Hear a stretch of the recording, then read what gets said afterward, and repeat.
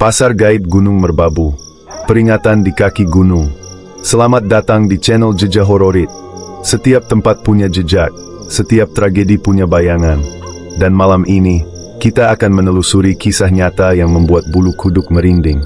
Cerita dibuka dengan, jangan pernah mengambil apapun yang bukan milikmu di atas sana, Mas.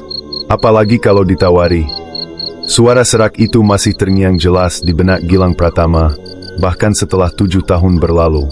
Suara yang dipenuhi aroma tembakau tingwe dan kearifan puluhan tahun, milik seorang penjaga warung di kaki Gunung Merbabu. Kala itu, gairah masa muda membuat peringatan itu terdengar seperti angin lalu, sebuah dongeng pengantar tidur bagi para pendaki agar tidak berlaku sombong. Namun sekarang, setelah semua yang terjadi, setelah malam penuh kabut yang mengubah persahabatan mereka selamanya, kalimat itu terasa seperti paku yang menancap di ingatan, berkarat dan menyakitkan. Gilang menghela napas panjang, menatap kosong keluar jendela kamarnya. Hujan di luar sana seolah ikut membisikkan kembali kenangan yang coba ia kubur dalam-dalam. Kenangan tentang temannya, Danu Wisesa, dan sebuah gelang anyaman rumput kering yang menjadi saksi bisu transaksi mereka di dunia lain. Sebelum kita larut dalam kisah ini, pastikan Anda sudah subscribe channel Jejak Hororit agar tidak ketinggalan dengan cerita-cerita penuh misteri dan kisah nyata lainnya. Kisah ini dimulai pada sebuah akhir pekan di pertengahan tahun 2018. 3 sahabat, Gilang Pratama, Danu Wisesa, dan Bagus Setiawan, memutuskan untuk menaklukkan puncak Gunung Merbabu melalui jalur slow. Bagi mereka, ini bukan sekedar pendakian biasa. Ini adalah pembuktian, sebuah ritual pelepasan penat setelah berbulan-bulan disibukkan dengan tugas akhir kuliah. Gilang, sang narator tak resmi dalam kelompok mereka, adalah pribadi yang lebih perasa dan peka terhadap sekitarnya. Danu, sebaliknya, adalah pemimpin de facto. Ia sosok yang percaya diri, pemberani, dan terkadang sedikit meremehkan hal-hal yang tidak bisa dijelaskan oleh logika. Sementara Bagus adalah penyeimbang. Ia religius, pendiam, dan selalu mengingatkan kedua temannya untuk menjaga sopan santun dimanapun mereka berada. 3 karakter yang berbeda, namun disatukan oleh kecintaan yang sama terhadap alam dan petualangan. Perjalanan mereka dari Yogyakarta menuju base camp Selo di Boyolali berjalan lancar. Tawa dan canda mengisi mobil sewaan yang mereka tumpangi. Mereka membicarakan segalanya, mulai dari dosen pembimbing yang menyebalkan hingga rencana masa depan setelah lulus nanti. Semangat mereka begitu membara, seolah mampu menghangatkan udara dingin yang mulai menyergap begitu mereka memasuki kawasan lereng gunung. Setibanya di base camp, suasana khas pegunungan langsung menyambut. Udara terasa tipis dan sejuk, dipenuhi aroma tanah basah dan wangi kembang kopi dari perkebunan warga. Mereka mendaftarkan diri di pos perizinan, menunjukkan kartu tanda penduduk, dan membayar biaya simaksi. Semua prosedur standar mereka lalui tanpa hambatan. Sembari menunggu waktu yang tepat untuk memulai pendakian, mereka memutuskan untuk beristirahat di salah satu warung sederhana yang berjejer di dekat base camp. Di sanalah mereka bertemu dengan Pak Karto, seorang pria parubaya dengan kulit legam terbakar matahari dan senyum yang ramah, meski matanya menyimpan sorot yang tajam. Sambil menyajikan 3 gelas teh jahe panas dan beberapa piring mie instan, Pak Karto memulai obrolan. "Mau naik jam berapa, Mas?" "Bertiga saja," tanyanya dengan logat Jawa yang kental. Danu yang paling bersemangat, langsung menjawab, "Rencananya setelah sholat asyar, Pak. Biar nggak kemalaman sampai di pos 3. "Iya, kami cuma bertiga. Sudah biasa, kok." Pak Karto mengangguk-angguk pelan. Kepulan asap dari rokok kretek lintingannya menari-nari di udara. Matanya mengamati ketiga pemuda itu satu persatu, seolah sedang menimbang sesuatu. "Gunung itu seperti orang tua, Mas. Dihormati, dia akan menjaga. Diremehkan, dia bisa murka," ujarnya pelan, nadanya berubah lebih serius. Gilang merasakan sedikit perubahan atmosfer di warung itu. Suara tawa dari rombongan pendaki lain di meja sebelah seolah meredup. Ia menatap Pak Karto, merasakan ada pesan tersembunyi di balik kalimatnya.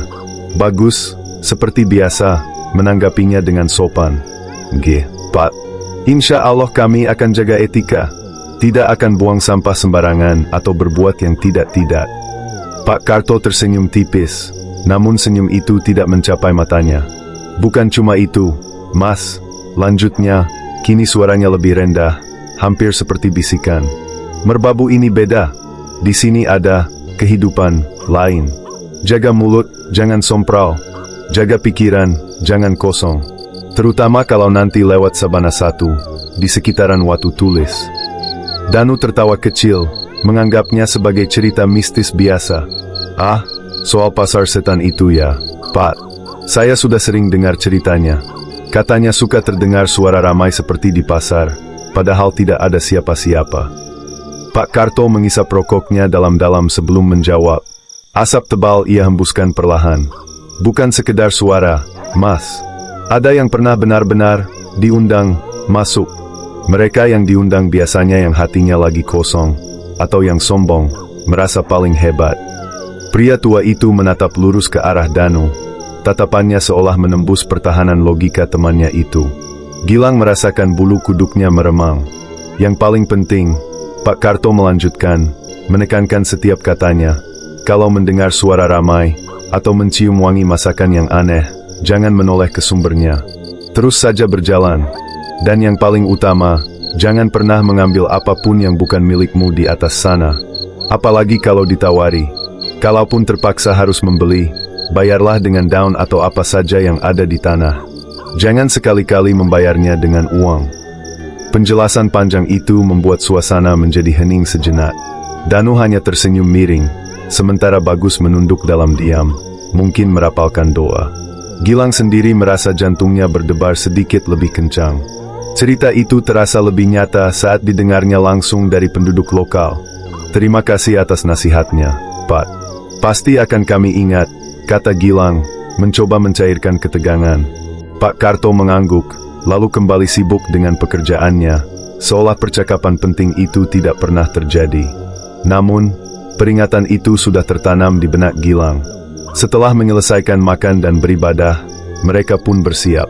Ransel carrier berukuran besar kembali terpasang di punggung masing-masing. Mereka berpamitan pada Pak Karto, yang hanya membalas dengan anggukan singkat dan tatapan yang sulit diartikan. Langkah pertama pendakian terasa ringan. Jalan setapak yang masih landai dan dikelilingi ladang sayur milik warga membuat perjalanan terasa menyenangkan.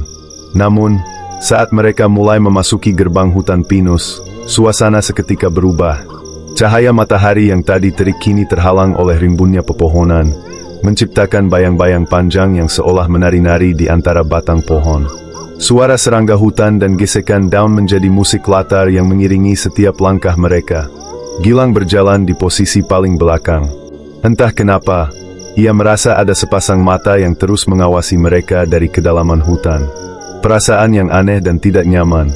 Beberapa kali ia menoleh ke belakang, namun yang ia lihat hanyalah jalur setapak yang kosong dan pepohonan yang diam membisu. Ia mencoba mengabaikannya, menganggapnya hanya sebagai paranoia pendaki pemula.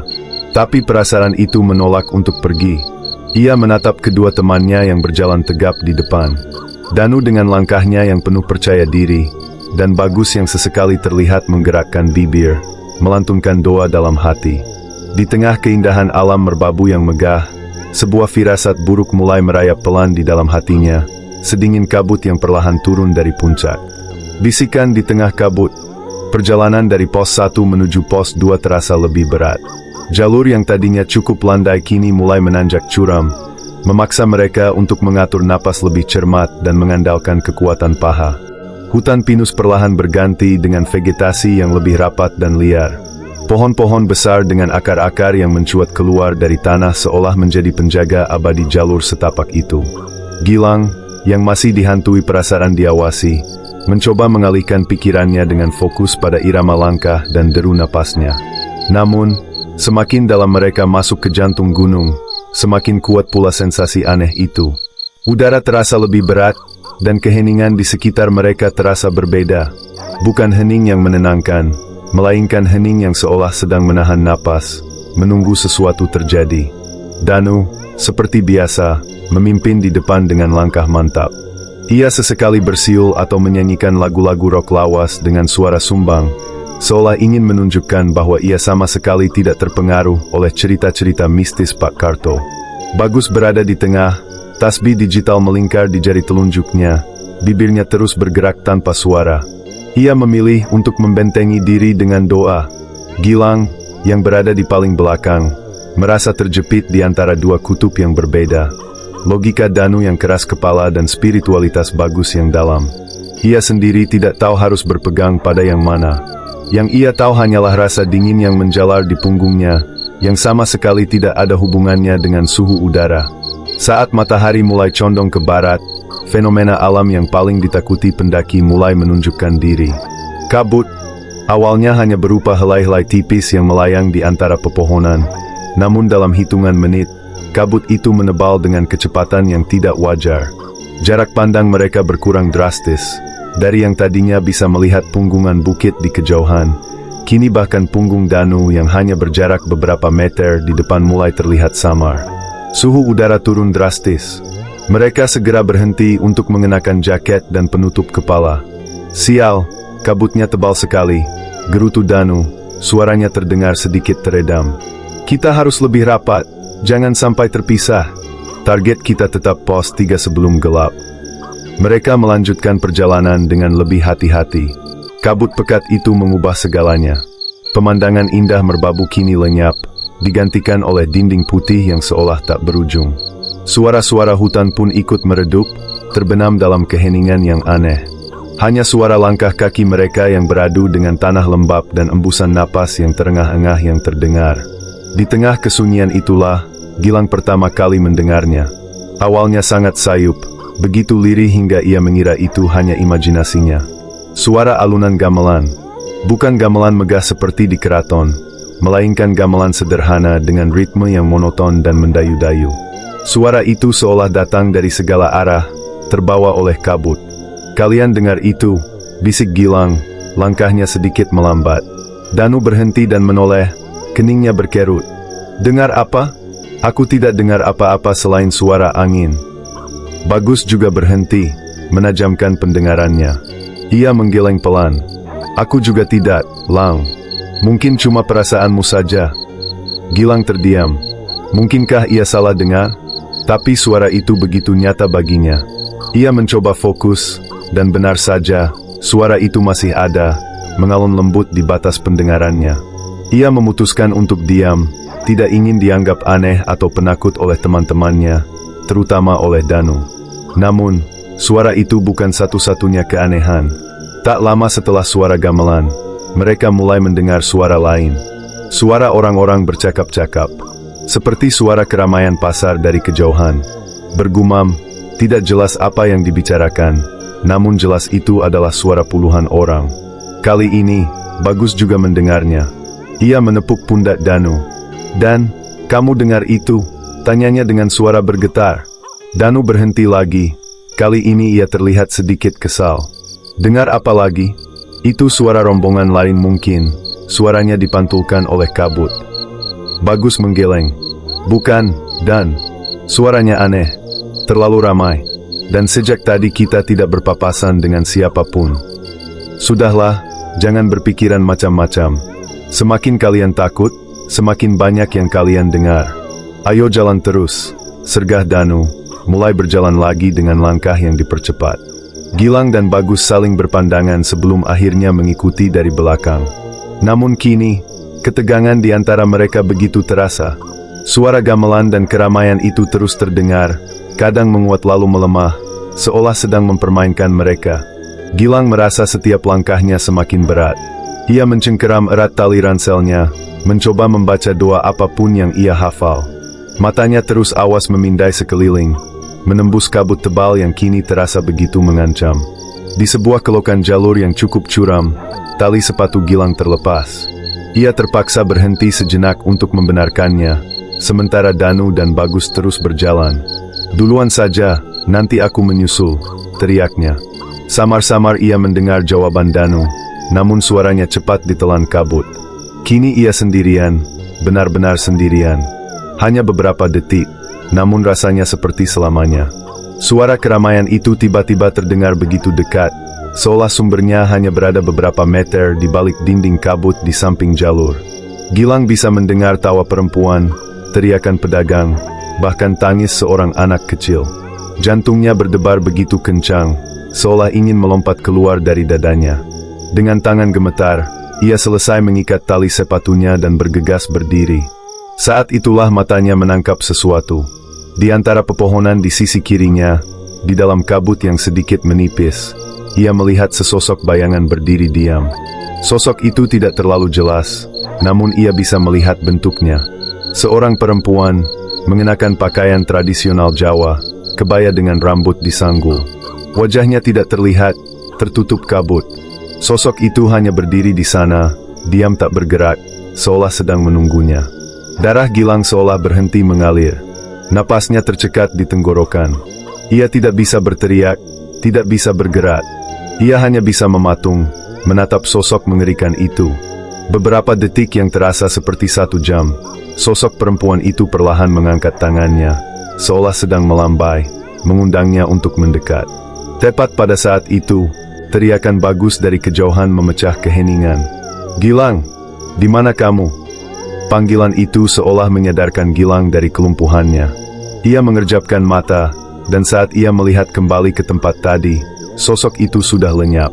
Tidak ada siapa-siapa di sana, hanya pepohonan yang diselimuti kabut. Tanpa berpikir 2 kali, Gilang berlari sekuat tenaga menyusuri jalur setapak, tidak peduli dengan napasnya yang tersengal-sengal. Ia hanya ingin segera menemukan teman-temannya. Ia akhirnya melihat bayangan samar Danu dan Bagus yang menunggunya dengan cemas. "Kamu dari mana saja?" "Lama sekali," bentak Danu. Wajah Gilang pucat pasi, keringat dingin membasahi pelipisnya. Aku tadi melihat." Kalimatnya terputus. Ia tidak sanggup menceritakannya. Ia takut Danu akan menertawakannya dan Bagus akan semakin ketakutan. "Melihat apa?" desak Bagus, wajahnya penuh kekhawatiran. Gilang menggeleng. "Tidak ada. Lupakan saja. Ayo kita jalan." Mereka akhirnya tiba di area perkemahan pos 3 saat hari sudah benar-benar gelap. Kabut masih menyelimuti segalanya, membuat mereka sulit mencari tempat yang datar untuk mendirikan tenda. Suara-suara aneh tadi sudah tidak terdengar lagi, namun atmosfer yang menekan itu masih terasa begitu kuat. Mereka mendirikan tenda dalam diam. Tidak ada lagi canda tawa. Danu sibuk dengan pasak dan kerangka tenda, Bagus menyiapkan kompor dan air, sementara Gilang hanya duduk di atas matras. Pikirannya masih terpaku pada sosok perempuan berkebaya yang ia lihat di tengah kabut. Malam di Merbabu baru saja dimulai, dan Gilang punya firasat yang sangat kuat, bahwa teror yang sesungguhnya belum lagi menampakkan wujudnya. Mereka bertiga, terkurung dalam sebuah kubah kain di tengah lautan kabut, tidak menyadari bahwa mereka sedang diawasi, dan salah satu dari mereka telah menarik perhatian para penghuni tak kasat mata di gunung itu. Undangan yang tak terlihat. Malam di pos 3 Gunung Merbabu terasa seperti berada di dasar lautan beku. Kabut tebal di luar tenda tidak hanya menghalangi pandangan, tetapi juga seolah meredam semua suara kehidupan, menciptakan sebuah vakum yang menekan dan mencekam. Di dalam tenda, 3 pemuda itu terkurung dalam kebisuan mereka masing-masing. Cahaya dari headlamp yang mereka gantungkan di atap tenda memancarkan sinar pucat, menyoroti wajah-wajah yang tegang. Bagus, setelah memimpin sholat maghrib dan isya yang dijamak, tidak melepaskan tasbih dari genggamannya.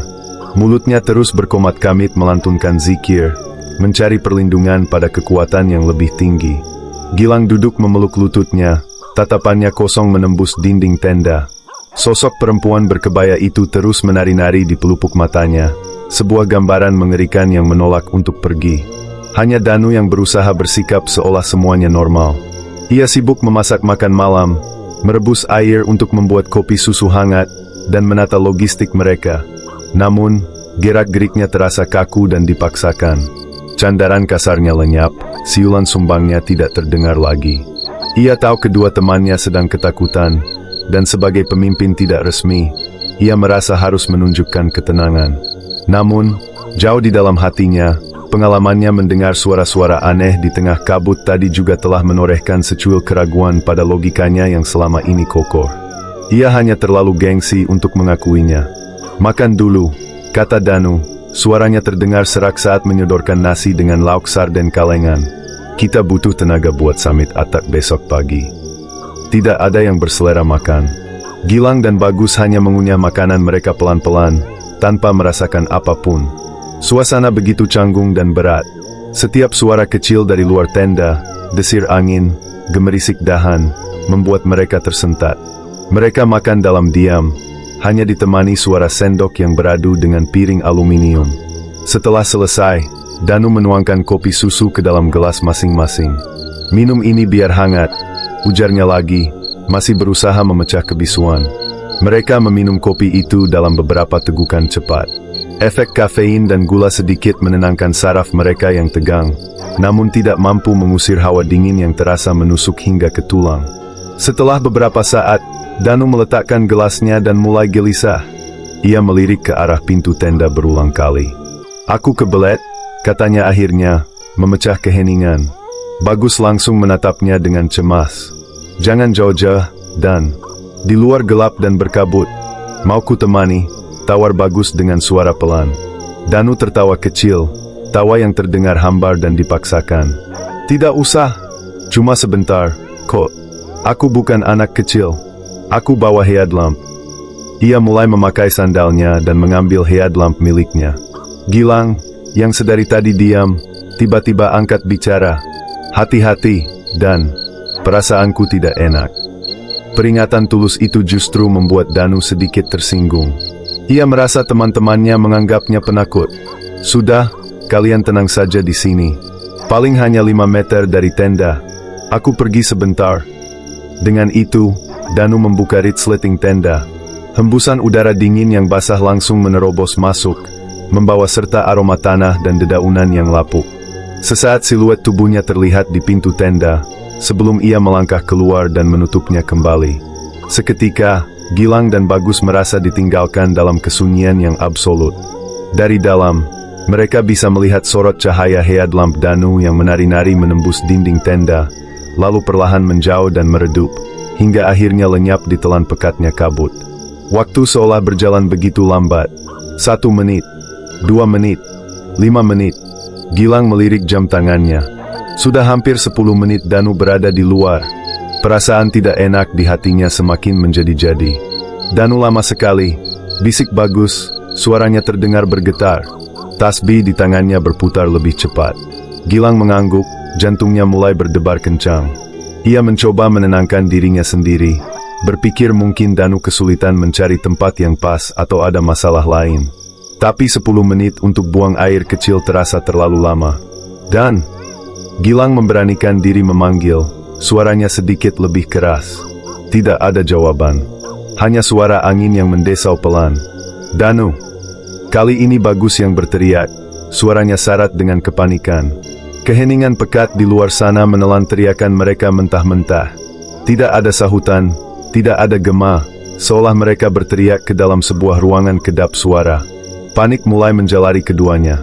Mereka saling berpandangan, mata mereka memancarkan ketakutan yang sama. Apa yang harus mereka lakukan?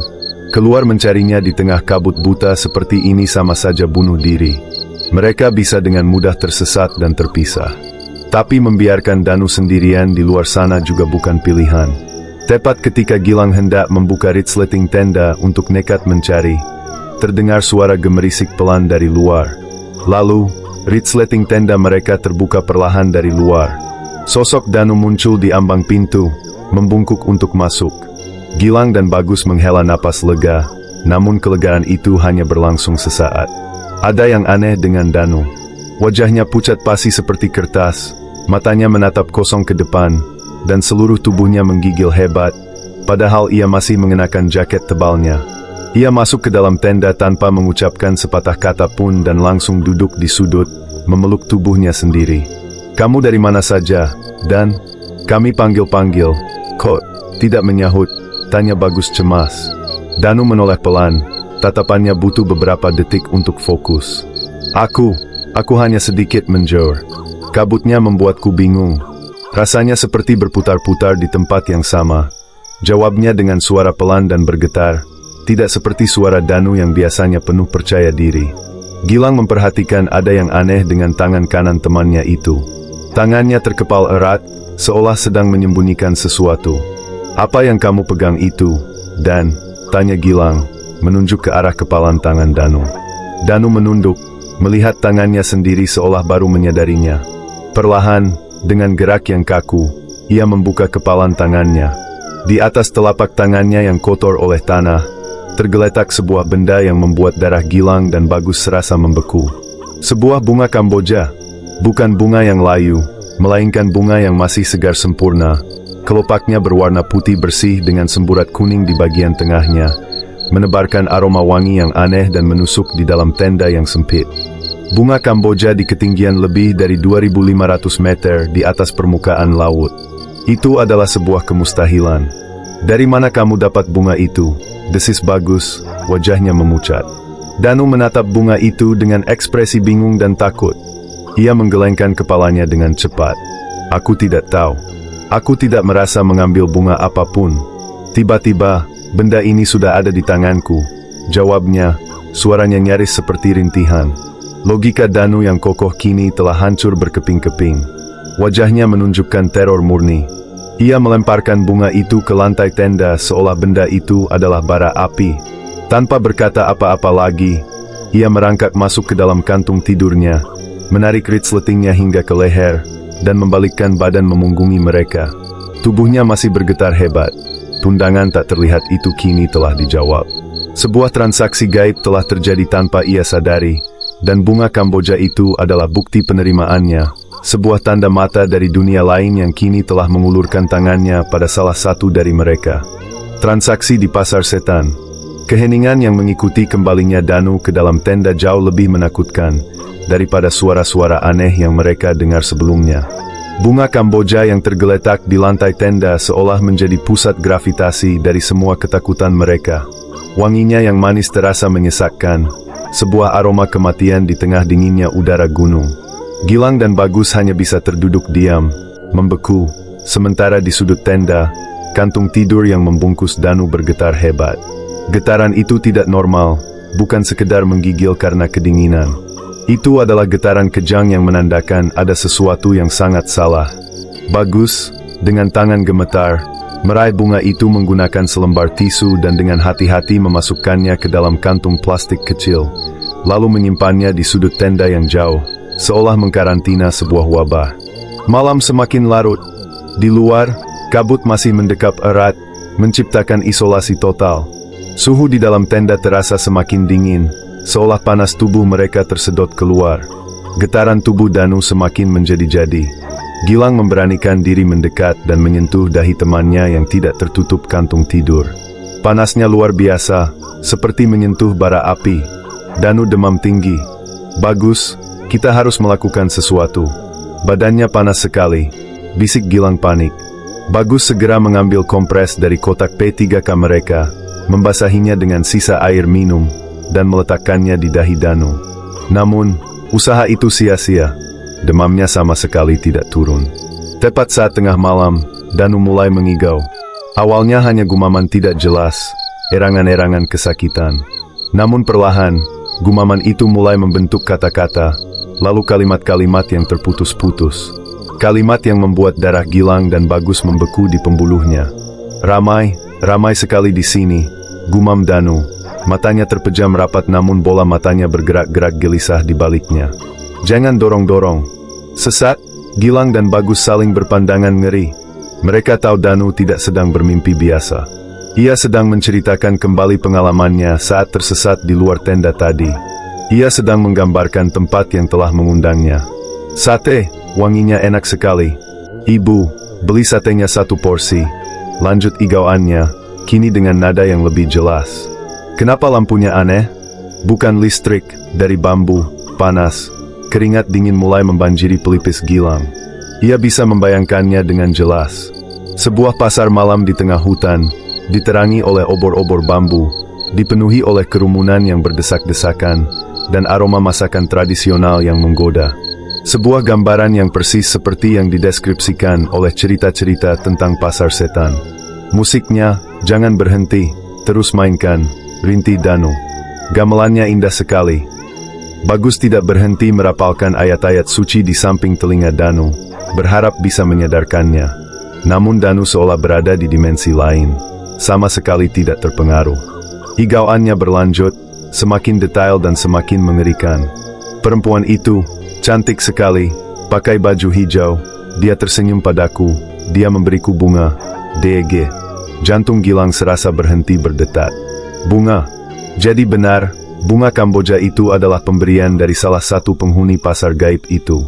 Dan Danu telah menerimanya. Tiba-tiba, Gilang teringat kembali pada setiap kata yang diucapkan Pak Karto di warungnya siang tadi. Peringatan yang begitu jelas, yang diremehkan oleh Danu. Jangan pernah mengambil apapun yang bukan milikmu di atas sana. Apalagi kalau ditawari. Sebuah kesadaran yang mengerikan menghantam Gilang. Ini bukan sekedar demam biasa atau halusinasi. Jiwa Danu sedang tertahan di tempat itu. Ia terperangkap. Ia telah mengambil sesuatu dari dunia mereka tanpa memberikan imbalan apapun. Ia telah melanggar aturan transaksi. Keringat sebesar biji jagung mengalir di dahi Gilang. Ia harus melakukan sesuatu. Menunggu hingga pagi bukan pilihan. Ia takut jika fajar tiba, yang mereka temukan di dalam kantung tidur ini hanyalah jasad temannya yang kosong.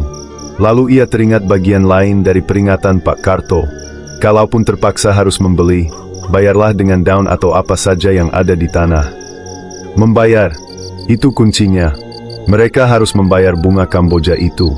Mereka harus menyelesaikan transaksi yang telah dimulai Danu. Bagus, kata Gilang dengan suara mantap yang mengejutkan dirinya sendiri. Aku tahu apa yang harus kita lakukan. Bagus menatapnya dengan pandangan bertanya, wajahnya basah oleh air mata ketakutan. Kita harus membayar bunga itu, lanjut Gilang. Danu mengambilnya tanpa izin. Kita harus mengembalikan sesuatu sebagai gantinya. Bagus terlihat ragu. Bagaimana caranya, Lang? Kita tidak tahu harus memberikannya pada siapa. Kita tidak perlu tahu, sahut Gilang. Mereka tahu kita di sini. Mereka mengawasi kita. Dengan keputusan yang nekat, Gilang mulai merogoh isi tasnya. Apa yang bisa ia berikan? Sesuatu yang berharga baginya. Matanya tertuju pada sebuah pisau lipat kecil buatan Swiss yang selalu ia bawa saat mendaki. Pisau itu adalah hadiah dari almarhum ayahnya. Benda itu punya nilai sentimental yang tak terhingga. Dengan tangan gemetar, ia menggenggam pisau lipat itu. Inilah bayarannya. Aku akan keluar, katanya pada Bagus. Kamu tetap di sini, teruslah berdoa untuk Danu. Jangan berhenti, apapun yang terjadi. Bagus hanya bisa mengangguk pasrah, bibirnya semakin cepat melantunkan doa. Gilang menarik napas dalam-dalam, mengumpulkan setiap ons keberanian yang tersisa di tubuhnya. Ia membuka resleting tenda pelan-pelan. Udara malam yang dingin dan basah kembali menyergapnya. Kali ini terasa 1000 kali lebih mengancam. Kegelapan di luar begitu pekat, kabut seolah menjadi dinding hitam yang solid. Dengan head lamp di kepala, ia melangkah keluar dari tenda, hanya berbekal pisau lipat di genggaman dan harapan tipis di hati. Ia berjalan beberapa langkah, mencari tempat yang pas. Ia melihat sebuah batu besar yang datar, tidak jauh dari tenda. Disinilah tempatnya. Dengan jantung yang berdebar di tenggorokannya, ia meletakkan pisau lipat kesayangannya di atas batu itu. Ia lalu berdiri tegak, menatap ke dalam kegelapan yang hampa, dan mulai berbicara dengan suara bergetar.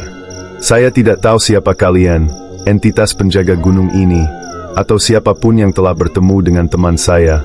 Suaranya terdengar kecil dan rapuh di tengah keheningan gunung. Teman saya telah berbuat salah. Ia mengambil sesuatu yang bukan miliknya.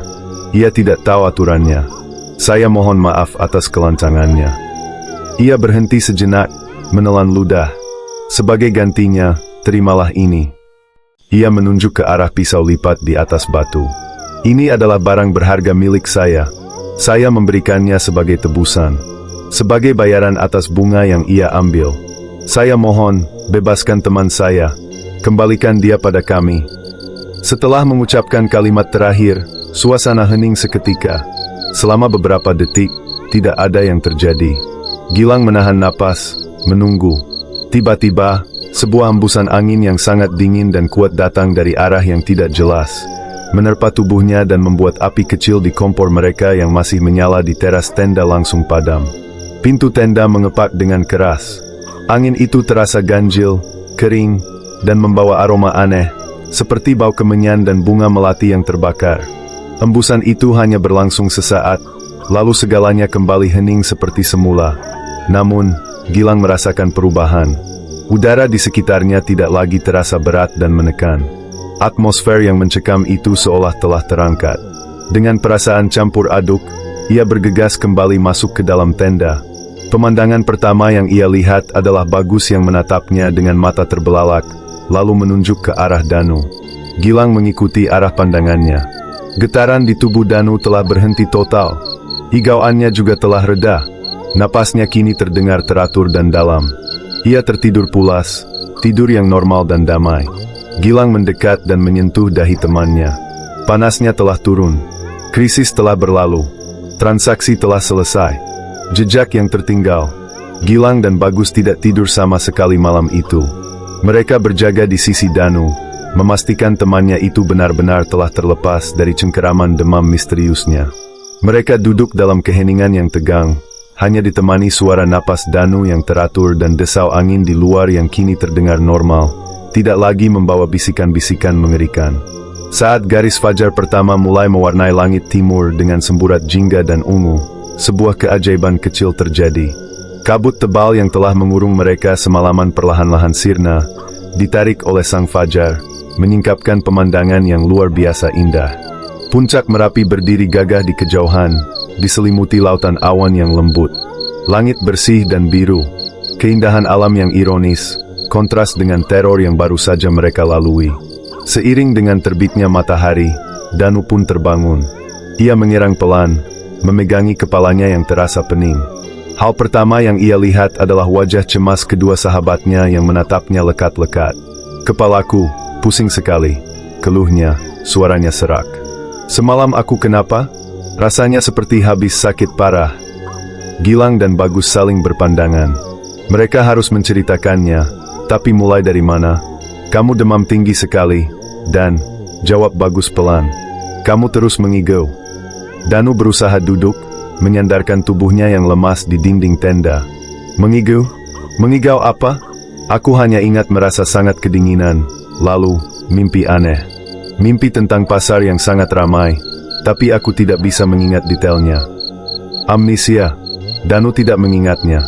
Ia tidak ingat keluar dari tenda, tidak ingat kebingungannya di tengah kabut, dan yang paling penting, ia tidak ingat tentang bunga Kamboja itu. Gilang mencoba memancing ingatannya. "Kamu tidak ingat memegang sesuatu saat kembali ke tenda?" Danu mengerutkan kening, mencoba mengingat. "Memegang sesuatu? Tidak. Aku tidak ingat apa-apa selain rasa pusing dan dingin." Dengan ragu, Bagus menunjuk ke sudut tenda. "Bunga Kamboja yang kamu bawa, kami menyimpannya di..." Kalimatnya terhenti.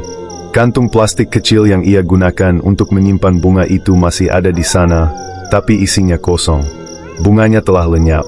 Tidak ada jejak kelopak, tidak ada sisa aroma wangi yang menyesakkan. Seolah bunga itu tidak pernah ada. Danu menatap mereka dengan bingung, menganggap cerita mereka sebagai bualan akibat kelelahan dan paranoia. "Kalian ini pasti terlalu lelah. Bunga Kamboja, di atas gunung. Yang benar saja, aku mungkin hanya kena hipotermia ringan atau keracunan makanan." Sikap skeptisnya telah kembali, meskipun tidak seangkuh sebelumnya. Gilang dan Bagus tahu, berdebat tidak akan ada gunanya. Mereka tidak punya bukti. Mereka memutuskan untuk tidak membicarakan soal pisau lipat Gilang. Itu adalah urusan yang terlalu personal dan menyakitkan. "Sudahlah, yang penting kamu sudah baikan," kata Gilang akhirnya, menyembunyikan kekecewaannya. "Kita batalkan ke puncak. Hari ini kita langsung turun." Keputusan itu disetujui tanpa perdebatan. Energi dan semangat mereka untuk menaklukkan puncak telah terkuras habis oleh teror semalam. Mereka hanya ingin segera pergi dari tempat ini. Proses membongkar tenda dan berkemas terasa sunyi. Mereka bergerak seperti robot, pikiran mereka melayang ke tempat lain. Sebelum meninggalkan area perkemahan, Gilang berjalan menuju batu besar tempat ia meletakkan pembayaran semalam. Hatinya berdebar. Seperti yang sudah ia duga, pisau lipat kesayangannya, kenang-kenangan terakhir dari ayahnya, telah hilang, lenyap tanpa jejak. Sebuah rasa kehilangan yang pedih menyergap hatinya, namun di saat yang sama, ada sedikit kelegaan. Transaksi itu nyata, pengorbanannya telah diterima. Perjalanan turun terasa 100 kali lebih panjang daripada saat naik. Setiap pohon besar seolah memiliki mata, Setiap bayangan seolah menyembunyikan sosok perempuan berkebaya. Keindahan merbabu yang kemarin mereka puji kini terlihat angker dan penuh rahasia kelam. Tidak banyak percakapan di antara mereka. Bagus terus berzikir, Danu berjalan gontai karena sisa-sisa sakitnya, dan Gilang melangkah dengan beban pengetahuan yang tidak bisa ia bagi sepenuhnya. Ia tahu apa yang telah terjadi. Ia tahu harga yang harus dibayar untuk menyelamatkan temannya. Menjelang sore, mereka akhirnya tiba kembali di base camp Selo. Peradaban tidak pernah terasa begitu melegakan. Suara motor, tawa anak-anak, dan keramaian warung menjadi musik terindah di telinga mereka.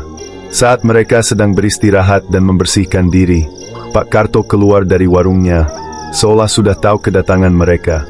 Pria tua itu menatap mereka satu persatu, sorot matanya tajam seperti biasa. Ia tidak bertanya apapun tentang pendakian mereka. Tidak bertanya mengapa mereka turun begitu cepat. Ia hanya menghampiri mereka yang sedang duduk di bangku panjang.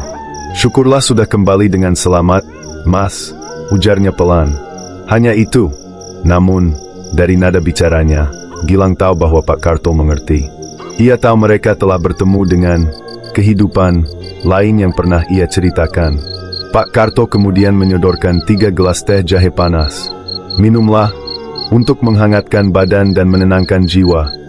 Setelah merasa cukup pulih, mereka segera mengemasi barang-barang mereka ke dalam mobil sewaan. Mereka ingin secepat mungkin meninggalkan Boyolali, meninggalkan Gunung Merbabu dan semua kenangan buruknya. Saat Danu sedang mengangkat ranselnya ke dalam bagasi, lengan jaketnya sedikit tersingkap. Saat itulah mata Gilang menangkap sesuatu yang tidak ada di sana sebelumnya. Sesuatu yang kecil dan sederhana, namun berhasil membuat darahnya kembali terasa dingin. Melingkar dengan pas di pergelangan tangan kanan Danu, terdapat sebuah gelang. Bukan gelang modern, melainkan gelang yang terbuat dari anyaman akar dan rumput kering, dibuat dengan sangat rapi namun terlihat kuno. "Dan," panggil Gilang, suaranya tercekat. "Gelang apa itu?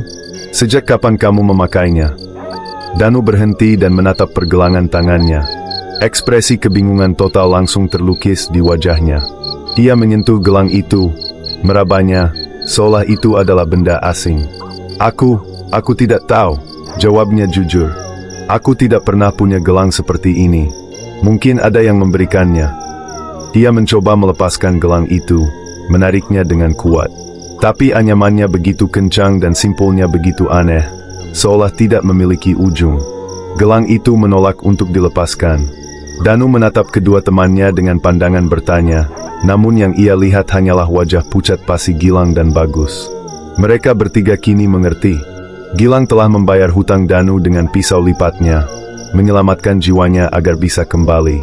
Namun, pasar gaib itu tidak pernah memberikan sesuatu secara gratis. Bunga Kamboja telah lenyap, pisau lipat telah diambil. Sebagai gantinya, mereka meninggalkan jejak abadi pada Danu.